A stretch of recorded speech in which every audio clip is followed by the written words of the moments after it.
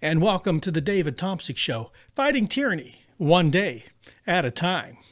Well, have you ever been summoned into your boss's office and you thought you were going to get a raise? You thought he was going to tell you what a good job you did. But instead you walk in and you notice there's other people in the room. Two of your colleagues and an HR representative. You sit down and right there you realize something's off. That's when your boss tells you that you're being replaced. You no longer are useful. They're going to use artificial intelligence to replace you. He didn't like the work you were doing. And he told you to clean out your desk and get out. And of course, they have security come and walk you out the front door. Well, that's sort of what happened to Volodymyr Zelensky. That's right, the president of Ukraine. He went to the Oval Office last Friday. Now, they were going to sign an agreement that they made for minerals. The United States was going to buy minerals from Ukraine. But on the way in, Donald Trump right away made fun of Zelensky's clothing. Now, if you ever follow the news, Zelensky wears a lot of fatigues, a lot of military-style clothing.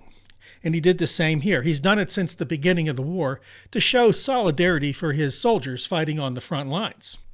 But Trump nailed him, and so did Vance, all in front of a whole room full of reporters. And that was the start of it. It went downhill from there.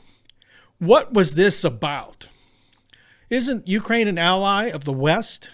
Isn't Ukraine a friend? No, it's not. Under the Trump administration, Ukraine is now the enemy.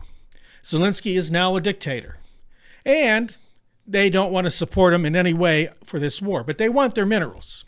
Trump has decided to ally with Vladimir Putin. You might ask why. First of all, Trump promised to end the war in 24 hours. He could not do it. A lie. He knew he couldn't do it.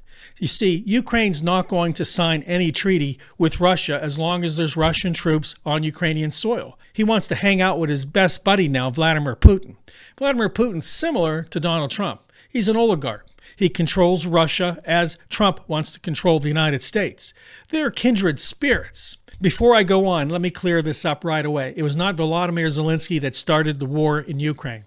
The Russians did cross the line with troops and attack Ukraine, but it goes much deeper than that. This war started in 2014, and you know who really started it? It was the United States. We overthrew the government of Ukraine and replaced that president with a pro-Western president. This is a problem for Russia. The United States and NATO have continued to put NATO bases along Russia's border. In the end, Ukraine was the straw that broke the camel's back. If Ukraine became a NATO member, Russia then would be surrounded by NATO states, boxed in. This was unacceptable to Putin, henceforth the aggression. But I digress. The truth is this war could have been settled years ago. It was not. It's not going to be on the terms that anybody in the West will agree to. I digress in this, but I wanted to let you know. So let's fast forward to what happened in the White House. Why is Trump then siding with Putin? You see, because Trump's siding with Vladimir Putin, he has to show America how bad Zelensky is. He has to show America that it was Zelensky that had all the issues here, that he's the bad guy, he's a dictator. He has to turn public opinion. Because as a dictator, that's how it works. He wants to make sure that he's the strong man and he's showing leadership. So what happened here? Well, Donald Trump just signaled the end of the geopolitical West, our partnership with our allies that started 79 years ago after World War II. U.S. diplomacy is dead. It's now a fascist state where people from the right decided they want America first at the expense of everybody else in the world. This partnership we had with Europe was important. Our partnership with Canada and Mexico was important, but Donald Trump burned it all down. He's unhinged. His beliefs are unhinged. He's selfish, as many of the people who follow him are. America first, at what expense? So what happens to Ukraine?